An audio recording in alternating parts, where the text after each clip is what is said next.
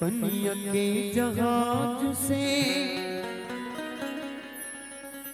पलटनिया पनिया पिया पनिया के जहाज से पनिया के जहाज से पलटनिया पनिया पिया ले ले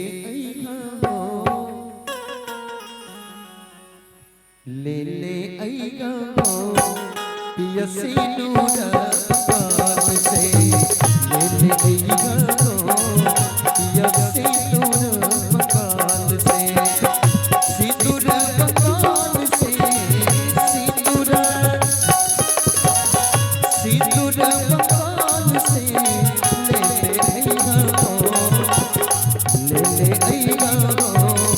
पिया सिंदूर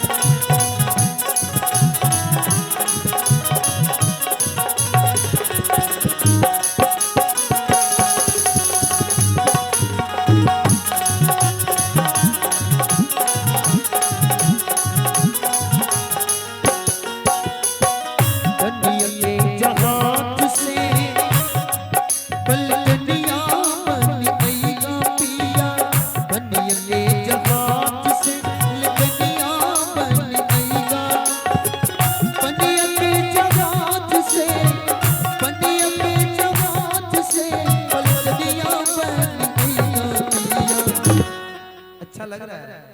एक बार जोरदार ताली बजा दीजिए आप सब लोग, बहुत देर से गुमसुम बैठे हुए। पनिया के जहाज से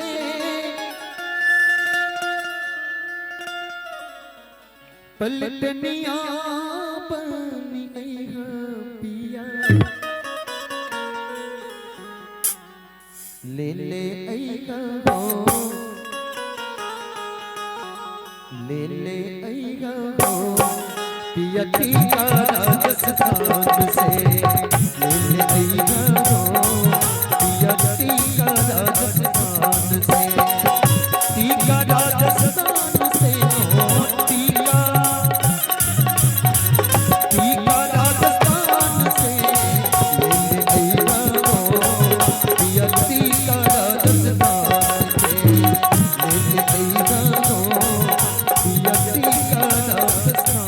से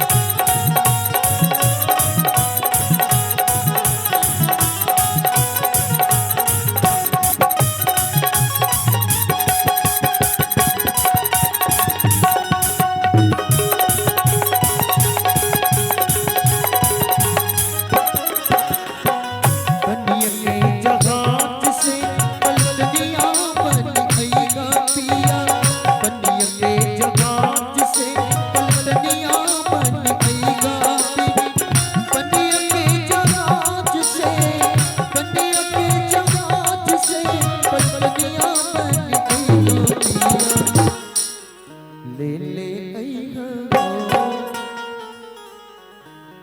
ले ले आईगा पिया नदिया बिगाड़ से